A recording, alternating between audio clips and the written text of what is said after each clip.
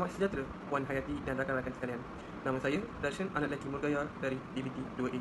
Dan ini ialah ahli kumpulan saya, Vaishnavi dari DBT 2A, Lawanya dari DBT 2A dan Hanisha dari DLH 2A. Tajuk tugasan berasaskan masalah kami ialah bekerjasama untuk divaksin.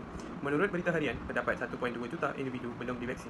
Menurut utusan, jumlah 2.3 juta rakyat vaksin masih rendah.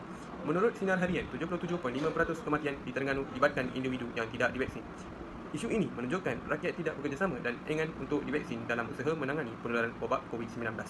Tindakan yang diambil oleh kerajaan bagi rakyat yang tidak memberi kerjasama dan enggan mengambil vaksin. Antaranya ialah rakyat tidak boleh dine-in di mana jua restoran. Kebenaran dine-in atau makan di restoran dan premis-premis lain terhad kepada individu yang lengkap vaksinasi COVID-19.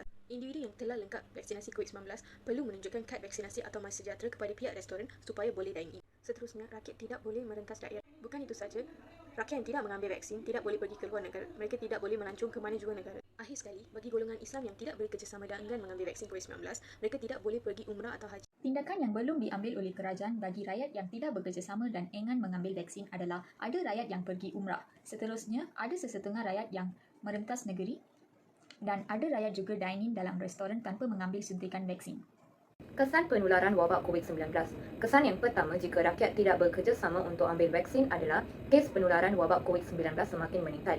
Ini akan menyebabkan rakyat tidak dapat keluar dari rumah untuk aktiviti seharian dan ramai juga akan mendapat penyakit ini. COVID-19 memberikan kesan yang sangat mendalam kepada kehidupan manusia sejagat dan memberi pengajaran dan pembelajaran di sekolah terjejas. Pusat kesihatan serta rawatan menerima beban yang berat daripada sebelumnya. Ramai keluarga juga kehilangan insan tersayang serta interaksi manusia secara bersemuka makin berkurang. Kematian juga semakin meningkat di negara kita akibat penularan COVID-19. Disebabkan perkara ini, fasiliti yang terdapat di hospital tidak cukup untuk pesakit COVID-19. Faktor isu rakyat tidak bekerjasama untuk mengambil vaksin. Masyarakat tidak bekerjasama untuk mengambil vaksin kerana mereka takut ada kesan sampingan selepas suntikan vaksin. Contohnya, kemerahan di tempat suntikan, penat dan sakit kepala. Seterusnya, masyarakat juga percaya dengan kabar angin dan percaya boleh mencegah dan elak COVID dengan diri sendiri. Selain itu, masyarakat kurang pengetahuan dan kurang pendedahan tentang suntikan vaksin. Di samping itu, ada juga masyarakat yang degil dan tidak mahu mengambil suntikan vaksin. Jangkaan anda terhadap fakta yang dikumpul data siapa yang enggan vaksin. Menurut pada sinar harian, majoriti golongan agama Islam tidak mengambil vaksin. Seterusnya, menurut pada surat khabar My Metro, seramai 36 individu daripada 6,618 penjawat awam di Negeri Sembilan enggan mengambil suntikan vaksin COVID-19. Di samping itu, menurut data yang dikumpul, majoriti golongan orang kampung enggan mengambil vaksin dan juga pihak politik memutuskan untuk melakukan taklimat untuk mereka. Akhir sekali, menurut pada utusan Malaysia, majoriti golongan wanita enggan mengambil suntikan vaksin kerana mereka mengalami masalah alergik dan sebagainya. Kemungkinan kesan lain bagi isu ini ialah ekonomi negara terjejas. Perkara ini berlaku kerana rakyat tidak beri kerjasama dan enggan mengambil vaksin. Maka, meningkatlah jumlah kematian dan rakyat jatuh sakit di negara. Ini akan menyebabkan ketidakcukupan sumber tenaga manusia untuk menjalin ekonomi. Perlu diperjelaskan bahawa pandemik bukan sahaja satu fenomena perubatan tetapi turut menjejaskan ekonomi secara tidak langsung. Sebagai contoh, sektor pelancongan, perniagaan serta produktiviti organisasi menunjukkan penurunan yang ketara kerana orang ramai tidak lagi pergi melancong, mengurangkan urusan jual beli di tempat awam serta tenaga kerja yang terpaksa menjalani kuarantin merupakan penyebab kepada masalah ini. Ada yang ditawarkan cuti tanpa gaji serta ada juga yang hilang pekerjaan ekoran wabak ini. Ini bermaksud bukan sahaja gejala penyakit tetapi faktor ekonomi turut memberi kesan kepada masyarakat dan individu secara psikologi sehingga menimbulkan gangguan dalam kehidupan sehari. Seterusnya, kebebasan rakyat terjejas. Sebagai contoh, bagi golongan yang enggan mengambil vaksin, mereka tidak boleh pergi melancong, dine-in di mana-mana restoran jua dan tidak boleh pulang ke kampung. Ini menunjukkan kebebasan mereka terjejas. Bukan itu saja, kemungkinan kesan lain isu ini ialah kerisauan rakyat. Kita ambil contoh yang paling mudah. Disebabkan oleh kebimbangan terhadap ancaman wabak ini, ramai yang membuat pembelian panik iaitu panic buying serta mengumpul barangan seperti topeng muka dan pencuci tangan sehingga ia sukar didapati di pasaran. Ramai yang berkongsi imej serta video yang menunjukkan rak pasar raya yang kosong serta perebutan dalam membeli barangan keperluan di media sosial. Terlihat betapa kebimbangan tersebut telah mendorong pelbagai jenis tingkah laku yang tidak sepatutnya. Selain itu, ada juga yang mula mengalami gejala gemuruh seperti berasa cemas, sukar tidur dan berasaskan bahawa kesihatan mereka juga telah terjejas. Perlu diingatkan bahawa mereka yang mempunyai masalah penyakit mental sedia ada mungkin lebih mudah terkesan berbanding individu yang biasa. Akhir sekali, tahap kesihatan mental meningkat dalam kalangan rakyat Malaysia. Semakin banyak kes bunuh diri dilaporkan sejak kebelakangan ini yang dikaitkan dengan tekanan akibat pandemik COVID-19. Berdasarkan perangkaan PDRM, sehingga Mac 2021, sejumlah 336 kes bunuh diri dilaporkan kepada PDRM. Ini berbanding 631 kes bunuh diri dilaporkan pada tahun 2020 dan 609 kes bunuh diri pada tahun 2019. Umumnya, rakyat Malaysia bukan sahaja risau terhadap peningkatan kes harian COVID-19 yang masih kekal 4 angka, tetapi saban hari turut berhadapan pula dengan laporan kes bunuh diri. Berdasarkan statistik Kajian Kesihatan dan Morbiditi Kebangsaan NHMS, pada tahun 2019, hampir 1,5 juta penduduk di negara ini mengalami kemurungan yang merangkumi 2.3% rakyat negara ini berusia 16 tahun ke atas mengalami kesihatan mental. Tindakan yang perlu diambil untuk memberi fahaman kepada rakyat ialah mengadakan kempen kesedaran. Kempen kesedaran akan membantu rakyat untuk memahami kepentingan vaksin kepada badan manusia dan kebaikan vaksin. Media sosial juga boleh memainkan peranan yang penting dalam memancarkan kesan baik vaksin untuk diri sendiri dan untuk negara. Lagi satu tindakan yang boleh diambil oleh media adalah menjawab kesan sampingan yang dianggap jika mengambil vaksin. Media juga boleh menjelaskan soalan tentang kabar angin vaksin. Sesi kaunseling juga boleh disediakan untuk yang takut ambil vaksin atau yang trauma untuk mengambil vaksin. Soalan yang ingin dicari jawapan dalam isu rakyat tidak beri kerjasama dan enggan mengambil vaksin ialah mengapakah penduduk di kampung tidak mempunyai pendedahan terhadap kebaikan mengambil vaksin? Antaranya ialah penduduk di kampung tidak mempunyai akses kepada media sosial. Maka mereka tidak dapat mengetahui apa jua info yang penting yang akan memberi kesedaran kepada mereka pada masa ke semasa. Bukan itu saja, kebanyakan mereka mempunyai pemikiran yang sempit, tidak mempunyai pemikiran yang luas untuk melakukan perkara yang baru dan luar biasa daripada apa yang pernah dibuat oleh mereka. Sebagai contoh, iaitu isu mengambil vaksin. Ini adalah perkara yang baru kepada mereka. Disebabkan pemikiran yang sempit, mereka tidak ingin mencuba perkara tersebut dan mereka enggan. Selain itu, kebanyakan penduduk di kampung percaya pada kabar angin, iaitu rumours. Mereka percaya kabar angin yang dikata oleh orang lain bahawa terdapat kesan sampingan mengambil vaksin. Maka mereka pun enggan dan tidak beri kerjasama untuk mengambil vaksin. Mereka adalah golongan yang senang dipengaruhi oleh perkara yang tidak pasti kerana mereka percaya pada kabar angin. Akhir sekali, tidak cucuk iaitu suntik vaksin pun tidak mati sebab tidak pergi ke mana dan takut jarum suntikan. Antara alasan lazimnya disebut oleh sesetengah penduduk di luar bandar yang enggan menerima vaksin. Ini kerana mereka tidak mempunyai ilmu pengetahuan mengenai kebaikan vaksin dan juga mengapa mereka perlu mengambil vaksin. Dengan ini, kita boleh faham bahawa kebanyakan penduduk di kampung tidak beri kerjasama dan enggan mengambil vaksin kerana kekurangan ilmu pengetahuan, pemikiran yang sempit, tidak mempunyai akses kepada internet dan media sosial dan juga percaya pada kabar angin. Bekerjasama. Kerjasama atau koperasi merujuk pada amalan seseorang atau kumpulan yang lebih besar yang bekerja di khayalak dengan tujuan atau kemungkinan kaedah yang diluluskan. Bersama secara umum atau alih-alih bekerja secara berasingan dalam persaingan. Ini juga membawa erti sumbangan pelbagai rupa seperti bersifat bantuan, tenaga sokongan, persefahaman dan lain-lain. Terdapat beberapa jenis kerjasama. Yang pertama, kerjasama spontan. Kerjasama spontan adalah bentuk kerjasama atas dasar spontanitas. Contohnya, supporter kelab bola sepak yang tidak bisa menerima kekalahan timnya secara spontan membuat kegaduhan dengan melemparkan botol-botol minuman ke tengah lapangan sehingga permainan menjadi ricuh. Seterusnya, kerjasama langsung. Kerjasama langsung adalah bentuk kerjasama yang merupakan hasil dari perintah atasan. Misalnya, TNI ditugaskan ke daerah pendesaan sebagai salah satu bentuk kemanunggalan dan pengabdian TNI kepada rakyat. Adapun bentuk-bentuk kerjasama langsung di antaranya meliputi kerjasama tradisional. Kerjasama tradisional adalah bentuk kerjasama sebagai bahagian dari unsur sosial. Contohnya adalah kegiatan gotong royong untuk pemugaran dan pembangunan jambatan di kawasan pemukiman.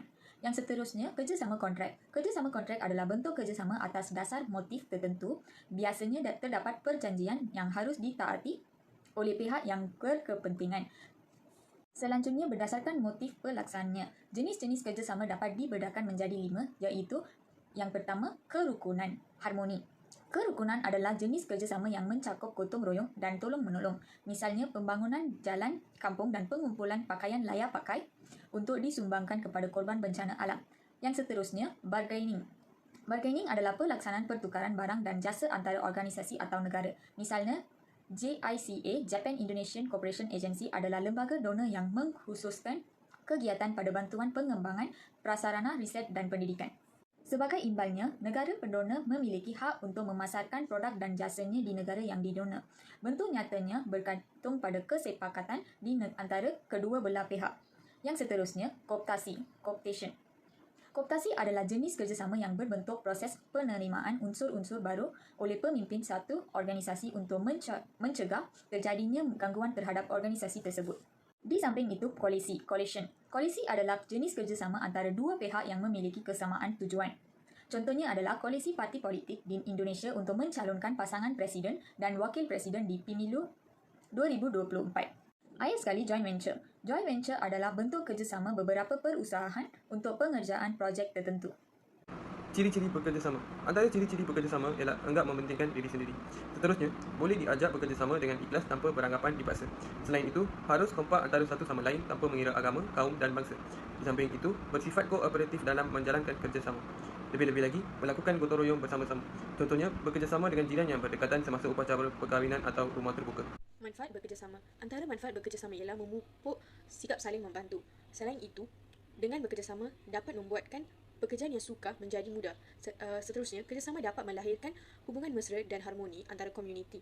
Bukan itu saja, bekerjasama juga dapat menghapuskan perasaan dengki dan buruk sangka kerana masyarakat dapat mengenal hati budi masing-masing. Di samping itu, dapat menumbuhkan jiwa sosial. Akhir sekali, dapat mencipta idea baru. Undang-undang yang terdapat ketika penularan wabak COVID-19 ialah dalam memerangi wabak ini, selain bidang perubatan, kerajaan terpaksa menggunakan undang-undang demi mencegah dan mengawal penyakit ini daripada merebak ke seluruh negara. Malaysia mempunyai Akta Pencegahan dan Pengawalan Penyakit Berjangkit 1988, Akta 342, dalam memerangi wabak ini. Akta ini memberikan kuasa kepada menteri membuat perintah-perintah bersesuaian dari semasa ke semasa demi mengawal merebaknya penyakit ini. COVID-19 juga telah dimasukkan sebagai penyakit di bawah pindahan jadual pertama Akta 342 pada 9 Jun 2020. Perintah-perintah ini akan diwartakan dan mempunyai kesan undang-undang yang mana memberi kuasa untuk mengambil tindakan undang-undang terhadap mereka yang melanggarnya. Antara kandungannya ialah larangan berarak dan kawalan berhimpun, kawalan di dalam pengangkutan awam dan dikendaki menjalani pemeriksaan bagi mereka yang tiba di Malaysia. Ini termaksud memakai gelang getah bagi yang baru balik dari luar negara yang disyaratkan untuk kuarantinkan diri sendiri. Pihak pegawai yang diberi kuasa serta memberi maklumat dalam menjalani pencegahan dan pengawal penyakit berjangkit dan apa-apa perintah yang diberikan oleh Ketua Pengarah Kesihatan dari semasa ke semasa.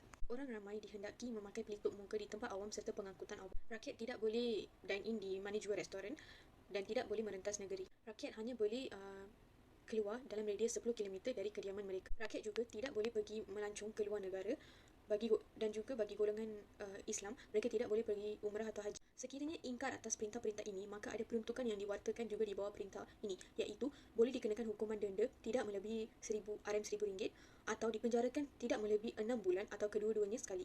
Perlu juga diingatkan bahawa perintah ini turut merangkumi hukuman terhadap firma syarikat perkongsian pertubuhan atau kumpulan. Pada masa ini, darurat juga telah diisytiharkan di negara Malaysia. Pada masa ini, orang ramai mengambil remeh dalam mendisiplinkan diri mereka.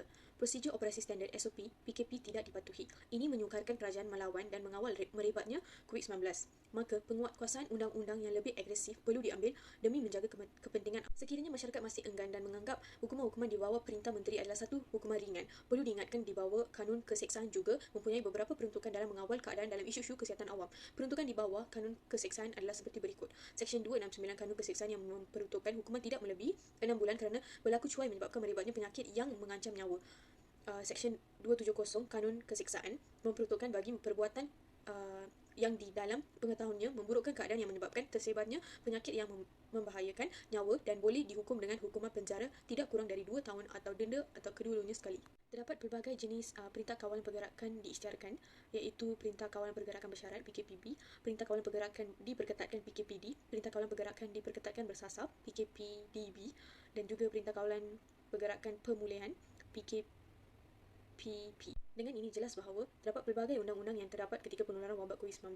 Ini adalah untuk mengelakkan penularan wabak COVID-19 di Malaysia. Agama juga menyuruh untuk bekerjasama. Asas agama Islam adalah hidup bersama dan hubungan seseorang dengan masyarakat kerana seorang individu memiliki keterbatasan.